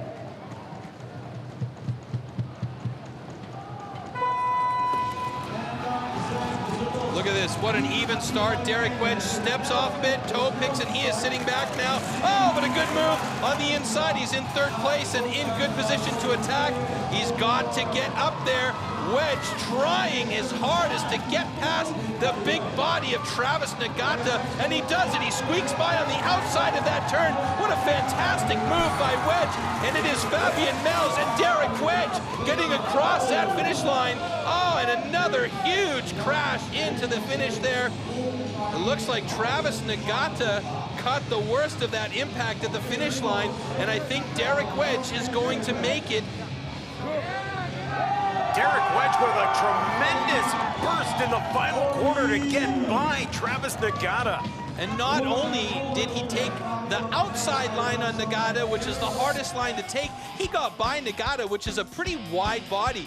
Now you can see here, Derek had an okay start, but then right around here, he toe picked a bit, almost went down, but that skill level from the guy from Switzerland proved a little bit better than most other guys could handle. He got squeezed back here, but it was Manuel Meili scrubbing off too much speed that gave him the advantage. Fabian Melz was super throughout this course, right from the top. He led all the way. Here is where Travis Nagata tries to hold the line going into the corner, and going wide is Derek Wedge. Wedge knows he has to take a chance to come out of that corner with the lead. He gets his arm in front of Travis Nagata to the final right-hand turn and is able to ride that home to qualify as the second man through in heat number 2. And fair play to Nagata. Nagata could have put his arm out there and been a bit ugly about it, but he didn't. He knew that if he had done that, he would have been disqualified anyway. So, you know, that's a real sportsman-like thing to see out of Nagata, and that's, you know, it's a great run for Derek Wedge. That was about the sketchiest run we've seen from Derek Wedge as well. So I don't know if that's going to sit in his mind, or the fact that he's moving on is going to erase that and have his confidence still there for him. All right, heat number 3 quarterfinals. Glenn Bax, Pavel Klintrup, Marco Delago, and Gabriel Andre. Will Gabriel Andre do it? Like Cameron Nass said, let's see. Well, he's up against 3 guys that can certainly fly the course. Marco Delago and Glenn Bax have to be the favorites, but Pavel Klintrup was so good getting to the quarterfinals. Wow, and look at this start by Marco Delago. He's been just fantastic. And Gabriel Andre, in the battle for his life back there, has been knocked out and is sitting back in 4th place. So it's going to be Marco Delago and Pavel Klintrup. Marco Delago out in front, Pavel Klintrup right there with him. Those 2 guys clean across the finish line. Gabriel Andre unfortunately got knocked out with Glenn Bax up at the top there, so those 2 guys are eliminated in the quarterfinals here. Marco Delago and Pavel Klintrup advancing to the semifinals, semifinals. So a little bit of disappointment here in Holland as the local Top Gun Glenn Bax gets eliminated in the quarterfinals, but not because of anything he did wrong. He just got muscled out and lost his footing. There is a toe pick right on the top of the hill. He goes down, he's able to get back up and stay in the race. But watch this one. It's Pavel Klintrup as he cuts the corner, got his shoulder down a little far, but was able to stay with it, get through the melee, get through the carnage, and come out in 2nd spot. Really good call there. And Pavel Klintrup, for all his speed and skill, you know, he doesn't have the size of a lot of these other guys, and he just bounced off those boards. You know, and had he been any bigger, it might have been a different story because he would have jammed into those boards a lot harder. But, you know, he bounced off and managed to squeak by those other 2 big bodies and manages to get across that finish line in 2nd place. But wow, what incredible starts by Marco Delago. He's been pulling back the wires on those weights for a while, obviously, because he has been yanking himself out of those gates blisteringly fast. And although Gabriel Andre ended up coming across the line 4th, he ends up with 3rd place points because Glenn Bax got eliminated by disqualification. Yeah, that's too bad for Glenn Bax as well. As we move on to the top of our course again for heat number 4 in the quarterfinals. And this heat will determine the rounding out of our semifinals. This one's got Luca Delago, Mika Jukkamainen, Kariton Vlasov, and Bruno Richard. And if Luca Delago gets through this one, he's going to be going up against Marco Delago in semifinal number 2. Well, he's got his hands full with Jukkamainen, Vlasov, and Richard. All 3 of those guys know what it takes to end up in the semis. Well, Vlasov is such a good glider. We've been saying this the whole time, and he knows how to make himself big in the middle of that track. And as you mentioned earlier, Bruno Richard, the opportunist, really played the game well. And here we go. Mika Jukkamainen gets out early. Kariton Vlasov right there. Bruno Richard sitting in back in 4th place. And these guys, wow, this is about the tightest race we've seen all day long. Oh, Bruno Richard goes down heavily into the boards, bounces right back up. Kariton Vlasov moves into 2nd place behind Mika Jukkamainen. And here comes Luca Delago, but it's not going to be enough. It's going to be Mika Jukkamainen and Kariton Vlasov advancing to the semifinals. Whoa, that was about the tightest, closest, and wildest race we've seen all day long. Obviously, it's always dangerous when 4 guys go into a corner together. They come out of the gates 4 abreast, and that's going to be dangerous because your first corner comes up right after this first hill. They've got to go through the rollers and set up for this first hill. They've got to scrub some of their speed because it's a very tight corner. Vlasov almost got taken out in the corner because he took the wrong line. He was short going in the corner and almost got taken out. Now it's a battle for him to get back up into the top 2. He has to make sure that he stays to the outside. He takes a man down as Bruno Richard lost his footing. That's when Vlasov knows all he's got to deal with is Luca Delago. And that's not an all you got to deal with because Luca Delago is no slouch. Really quick, great leg speed, but Kariton Vlasov just made himself big, got in front, and held that position.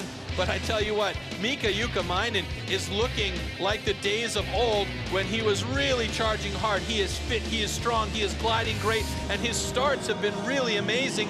So imagine when the teams come back and Arttu Pilainen is there with Mika Jukkamainen. Oh my! Oh my goodness, that is going to be big, big news. So we've got a Russian and a Finn both moving on to the semifinals in Kariton Vlasov and Mika Jukkamainen. Yes, the all-telling up-the-nose shot. Thanks for that, Mike. So Mika Jukkamainen on your right-hand side there from Finland, and Kariton Vlasov with that awesome Stormtrooper helmet on the left from Russia, both moving to the semifinals. And we talked about and we heard from the other guys, the advancements of the sport of ice cross downhill from the early days has really taken huge, huge, huge strides. Back in 2001 in Stockholm, Sweden, this event started with just a really basic setup, and we're going to talk about that a little bit as we take a look at some of these highlights here with the great action on this course here. And this course really is a little bit of a harkening back to the old days with natural ice and the development since the early days. I mean, we're talking about 12 years, 13 years of ice cross downhill action starting well back in 2001 in Stockholm, Sweden with the very first race, a history-making race. And I think these guys really just have to learn how to run a natural ice course. They got to know that it's a little bumpier, maybe even set up their equipment differently, sharpen their skates a little differently. They've got to do something, especially the top guys that we saw. The top 5 guys we're looking at going into this racing season without being able to do it. Well, let's take a look back at the history a little bit of crashed ice so we know where this is all coming from and how it all started.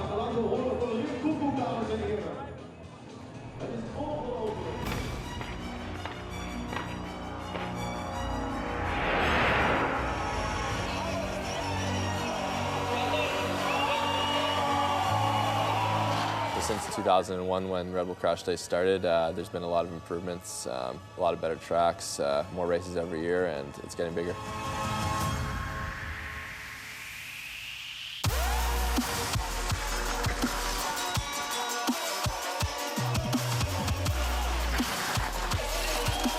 If I compare with what we see like 10 years ago, it's absolutely amazing, the technology and the track they can build now. At first, it was just pretty much skating the whole way down.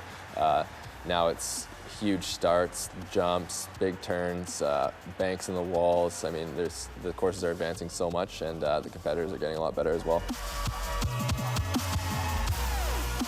Something changed when they started to count the points. Now you're seeing guys training year-round, and I mean, they want to be that top guy, and they work hard for it, and you really see the improvement in the sport through the athletes a lot. becoming bigger and bigger. So I don't know when they want to stop it, and I hope they're never going to stop it. But it's good. They are on the good way, I think.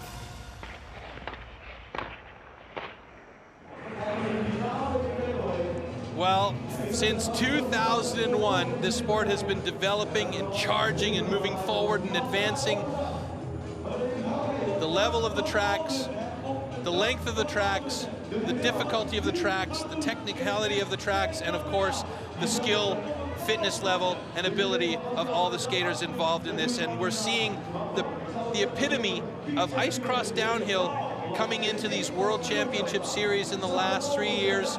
An amazing development in the sport, and we can only say one thing: it's just fantastic to watch from an audience perspective, from our perspective here, and obviously the athletes are loving it because every year more and more athletes are coming to the table with more and more skills. Great to see some permanent tracks going up around the world, leading to permanent training facilities for these guys. Guys can now get some much-needed track time in, and like you said at the beginning of this show, Troy, it's not just about skating on a hockey rink and doing some physical activities there. Now, as Cameron Nas said, it's training all year round. We just saw a picture of Derek Wedge as these guys for the first heat in semifinal number 1 get ready. Fabian Mel's heading out there. Derek Wedge is looking a little bit nervous. I gotta say, that might be something that affects the way he skates this heat, because this is really, I mean, he's been here before. He knows what he's got to do, but those nerves are probably grinding him a little bit as he gets ready to go up to the start gate. Bart van Roosmalen in the mix here in semifinal heat number 1, along with Fabian Mels from Germany and Janus Luthol from Switzerland. So we got a couple of Swiss guys, a Dutch guy, and a German all going for it here. And there's, I mean, Bart van Roosmalen is the last and final hope for the home country. I was going to say, talk about pressure when you're in the semifinals and you're the last man representing your hometown country. It's going to be difficult for Bart van Roosmalen, but you know what? He's been spectacular up until now. I think lane choice is going to play a very big role here, as it looks like Fabian Mels is taking lane number 3. Derek Wedge is going to line up next to him. Derek Wedge has got the blue armband on. Bart van Roosmalen on the far right-hand side of your screen with the yellow armband on, and Janus Luthol will take up line number 1 with the white armband. Love the custom helmet of Derek Wedge cut out in the...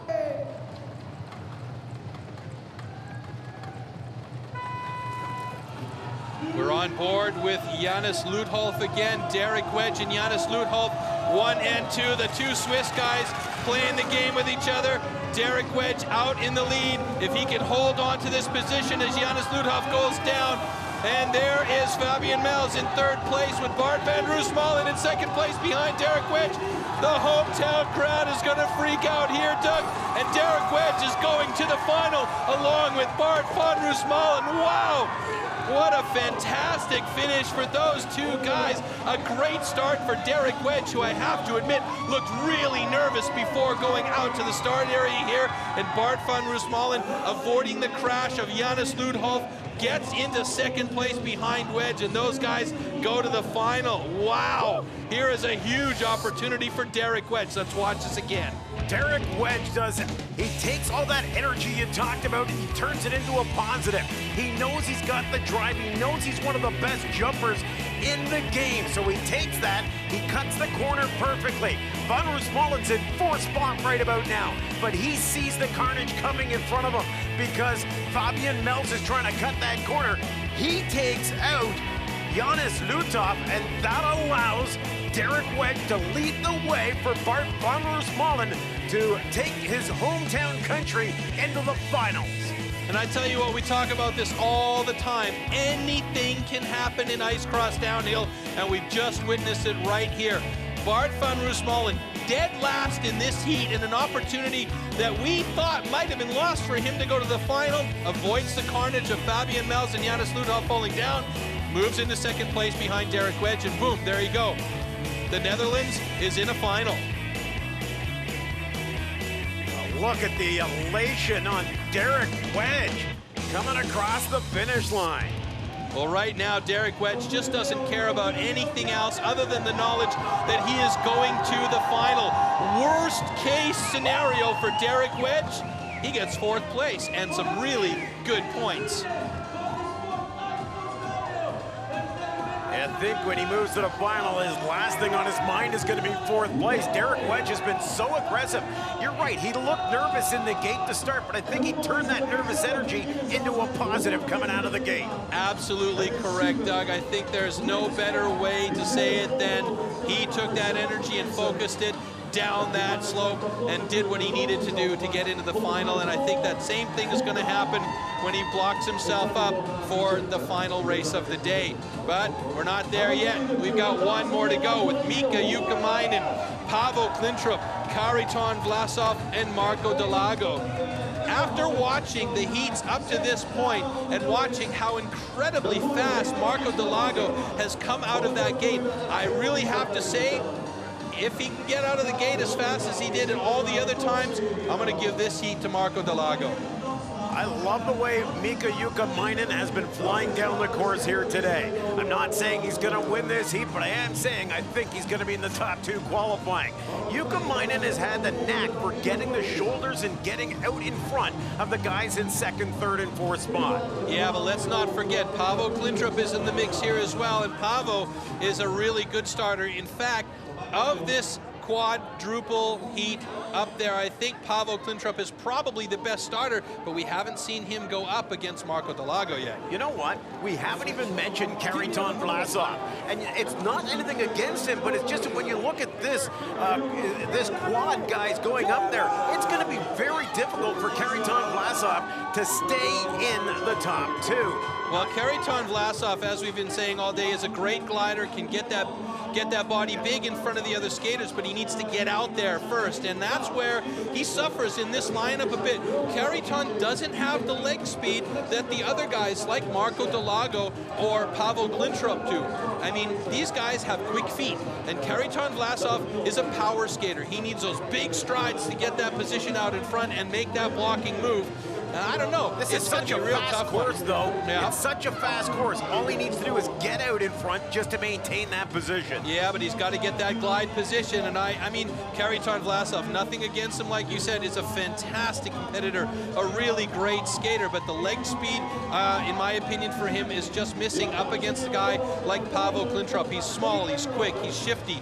And, you know, Marco Delago, he's had those really amazing starts.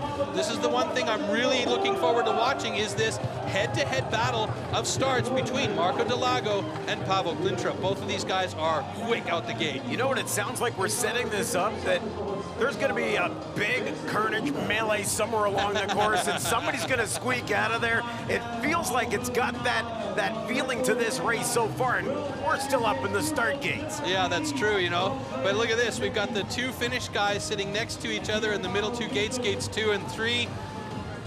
There we see Mika Jukkamainen. Would you want to be right beside your countrymen, or would you want to be spread out, knowing that going into the first corner, you're going to be shoulder to shoulder with them? Well, I mean, I think I would say no to that question, Doug, because if I were in their position, I would say, look, you know what?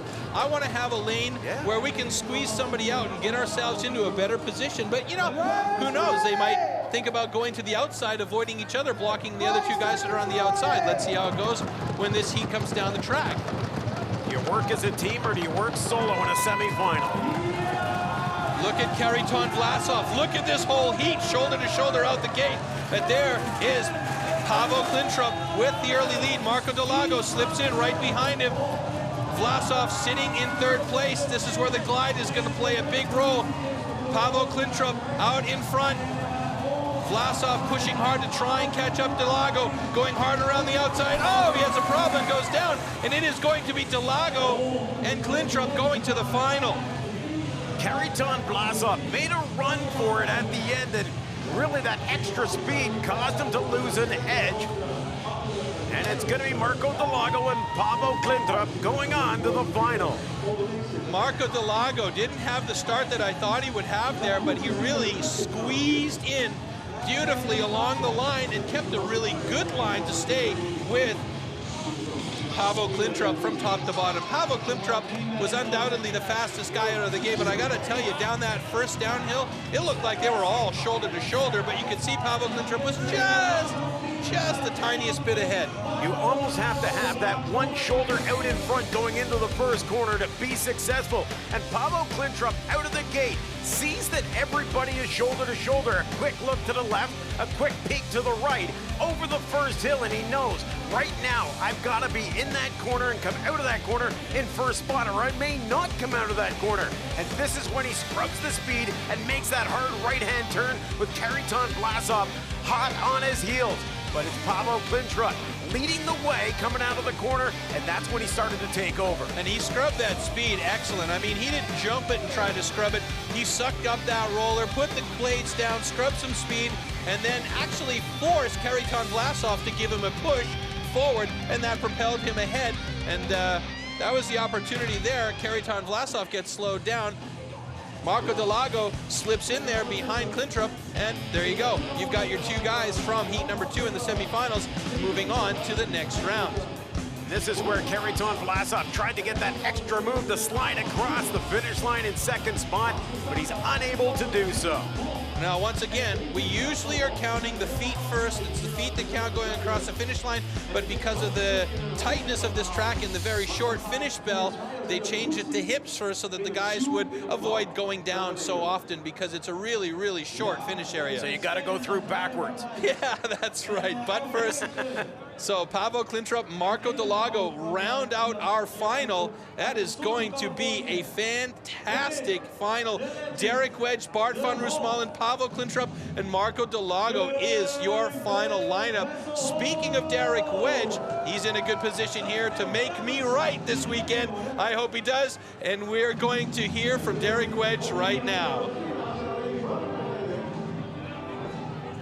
Derek, it's not a day for the big names. Your first final, how does it feel? Incredible. I was waiting that the 3 last races, I finished in semi-final. Now I get the final. Doesn't matter the result after this one, but I'm in, man. I'm happy. So what's the strategy? Just stay on your skates and go fast. Have fun. Thanks, man. I love the energy of Derek Wedge. Anybody having more fun? No, nobody's having more fun than Derek Wedge, and he said it himself. He's made it into the semifinals, but this is the first time that he'll be battling through a final. So Derek Wedge, at the very worst, will get 4th place, but like you said earlier, that's the last thing that's going to be on his mind. He's going to be focusing on a win here. And I tell you what, that bottle of scotch, I'm changing it to a bottle of scotch, by the way, might be mine at the end of the day if everything goes the way I hope it does. So we're going to talk to one of our other favorites that was eliminated early on. That's Killian Brown, who was sitting in 4th place overall. We're going to go to Killian Brown right now, who's with Claudio Caluri.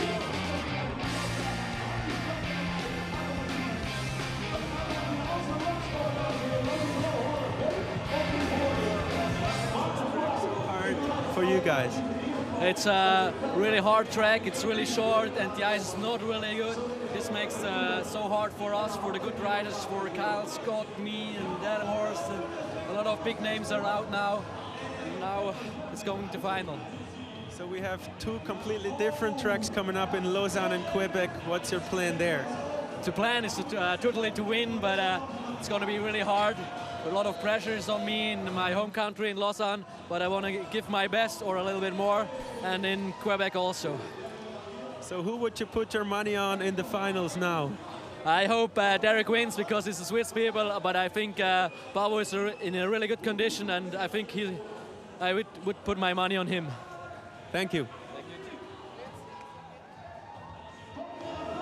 Well, Doug, I mean, it has been exciting racing. We have had everything in this competition here in Landgraaf, in the Netherlands. We've had eliminations of the top riders. We've had crashes, from the craziest looking crashes all the way to silly little scrub outs. We've had unexpected finishes, and we've had some really fantastic heats leading us to this point now as we come towards the final here. And you know, it's like we were talking about earlier. Kyle Croxall gets knocked out, Cameron Nass gets knocked out, Scott Croxall gets knocked out, Killian Brown gets knocked out. Pavel Klintrop still in the mix. He's in 5th place in the overall standings. And Derek Wedge is right behind him. Derek Wedge is right behind him. So these two guys are the guys that are going to be battling probably the hardest of this group of guys in the final to try and get on the podium. And yeah, I tell you what, it's going to be really, really interesting. Well, because you're going with Derek Wedge, just because you've called that since the beginning, and kudos for that, I'm going to take the hometown guy in, Bart van der Smallen, because nothing would be better than win it on home turf. And you know, you saw the way in St. Paul, Minnesota, that Cameron Noss was so embraced by the city and so happy to be on the podium finish. Well, you know what? Bart van der Smallen deserves those same accolades. Well, and Bart van Roosmalen is the only one of this final group that is not among the top 10 in the overall standings. Marco Delago, 10th place, Derek Wedge, 6th, and Pavel Klintrop in 5th. I mean, you know, Bart van Roosmalen, he's no slouch. He's a great skater. We've seen him do damage all day long today. Let's see how it turns out for him. And what are those points going to do for the standings when you look at number 4, 6, and 10 could possibly jump up to 1, 2, or 3? Oh man, it is going to be very, very fun when we move on to Lausanne, Switzerland, and Quebec in the big final in Canada. 2 more events to go after this one, and there is going to be a serious shuffling of the deck of the overall rankings after this one today. I am really looking forward to this final here and to see how it all shifts once they've done the calculation and given us an overall look of the standings. It sure throws a lot of intrigue into the Lausanne, Switzerland race, because that's where guys either are going to solidify their spot in the standings or they're going to drop out altogether. And let's not forget Killian Brown, Swiss, Derek Wedge, Swiss, Jim DePauli, Swiss. 3 guys in the top 10 going to be focusing hard on doing well in their home country. Absolutely, and you imagine what the team event's going to be like.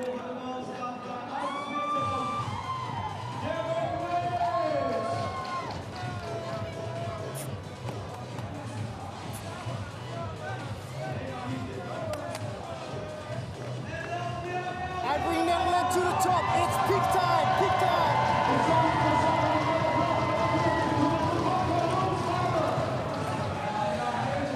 Sonntag Socke darf was in die Kamera sagen und keine Ahnung.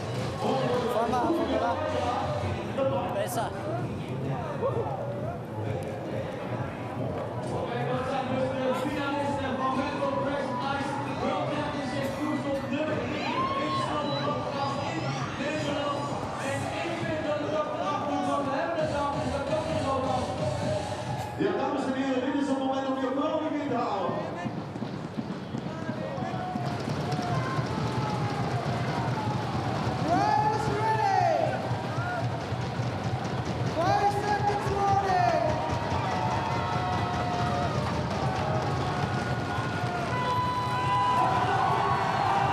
It's a good start, and look at Marco Delago just rocking it out of the gate. Down goes Pavel Klintrop.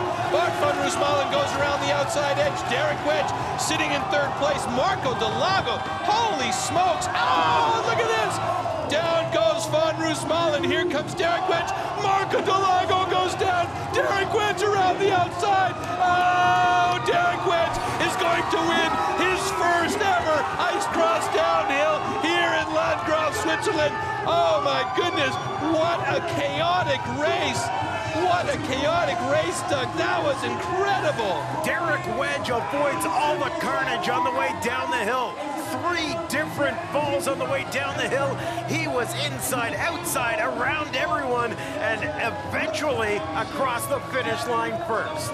Nobody else managed to stay on their feet except for Derek Wedge, and we saw what an amazing run from Derek Wedge as he gets down and swims this finish one more time. Derek Wedge is going to top the podium here in Landgraaf, Switzerland. And I tell you what, skill, style, gliding ability, quick leg speed, and just an overall solid package of skating. Let's watch this again, Doug. You know, they come out of the gate 4 abreast, And the big challenge here was watch Bart van Roosmalen as he comes in and gets big air. Well, when he gets big air, he ends up on the back of Paavo Klintrop. When he gets onto the back of Klintrop, he takes him down, but he's able to maintain his footing. Klintrop's now out of the race. He's done and will end up in 4th spot. They come into the corner, and then it's van Roosmalen who loses his footing. And it's Derek Wedge who had a really intelligent line choice here. He went hard on the inside. Paavo Klintrop impacts the boards. He's out. Van Roosmalen is now ahead of Derek Wedge, and right here he toe picks and he goes down. Wedge almost gets taken out by Van Roosmalen, but manages to just squeak by. All he needed to do was get through that last left-hand turn, and Bart van Roosmalen would have been in 2nd spot. But look at Derek Wedge. Wow, he knows focus. He's got to make it. He gets over the last set of jumps and makes that final corner. This is when he realizes, I got 1st place. And I'm going to win the whole thing, and they come down to the final. And Marco Delago went into that corner a little bit too hot and lost his edge, and that was where it gave it to Wedge. And we're going to hear from an ecstatic Derek Wedge right now.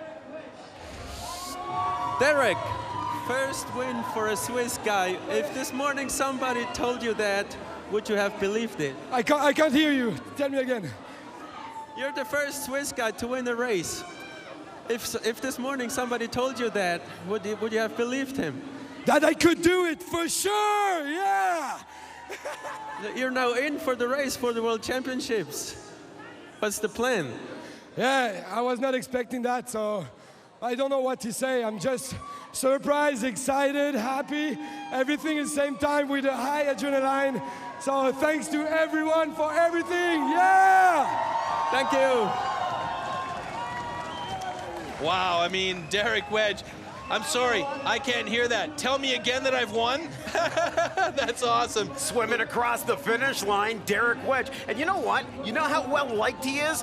Everybody jumped the boards, all the athletes that were there, giving him a little bit of a shower. That's how well liked Derek Wedge is. Well, let's look at this here. Derek Wedge, Marco Delago, Bart van Roosmalen, Paavo Klintrop. Oh boy, I tell you, that was a final that will challenge a lot of finals for a long time to come, the way it was. So exciting.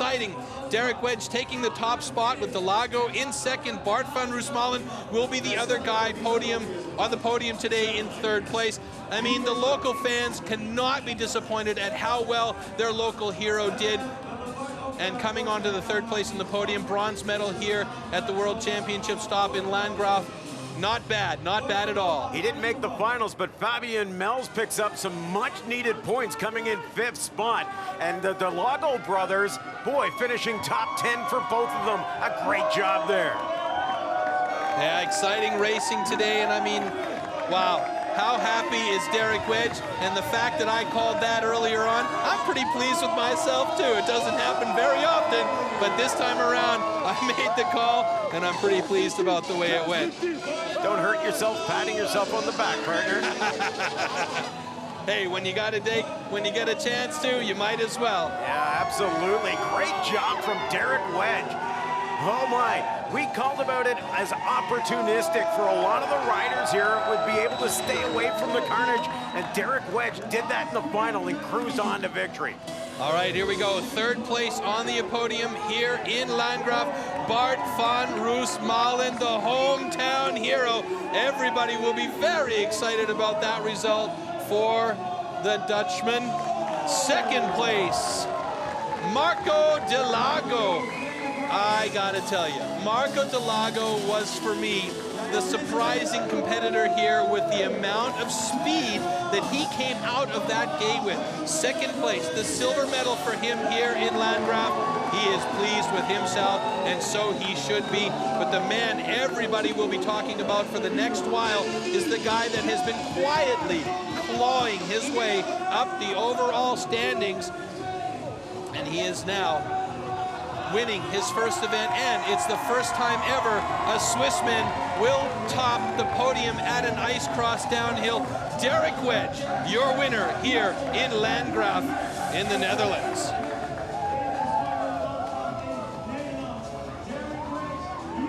Geez, I hope he can hold that wreath up. That thing looks massive. think he'll hold it up just with the big shoulders that he's holding all the joy of being a champion on this season's run. Oh, yes. Oh, yes. Great when good things happen to good people. And the whole Swiss team and a lot of the other competitors are down there in the finish belt cheering on Derek Wedge. I mean, you know, the guy plays the game. He plays the game well. He plays it fairly. He's a sportsman. He's positive. He is pure energy on the course. The people on the sidelines love him for it. His fellow competitors love him for it. And you know what? He really deserves, more than anybody else here this weekend, he deserves this win. Well, you talked about him being an overall great competitor. He's a good jumper, he's a good glider, he's great out of the gate, and he's very intense in his competition. So when he put that all together during today's runs, that's why Derek Wedge is at the top of the board. So Derek Wedge moves into second place overall, just ahead of Cameron Noss in the overall standings. Kyle Croxall still in the lead, but not by much. Two very big events coming up. And I tell you what, Derek Wedge is going to be motivated when they go to Lausanne, Switzerland on the 2nd of March. Look forward to that event. Doug, it's been a pleasure, as always, sitting in the box with you, watching this and having a great time. And, of course, watching Derek Wedge take the championship away here at this event for Landgraaf in Holland. Well, Troy, we got to thank our hosts here in Landgraaf, Netherlands. They put on a great show. They did at that, and we'll be looking forward to Lausanne, Switzerland coming up on the 2nd of March. Thanks, everybody. Troy Mannering saying ciao for Doug Anderson. See ya.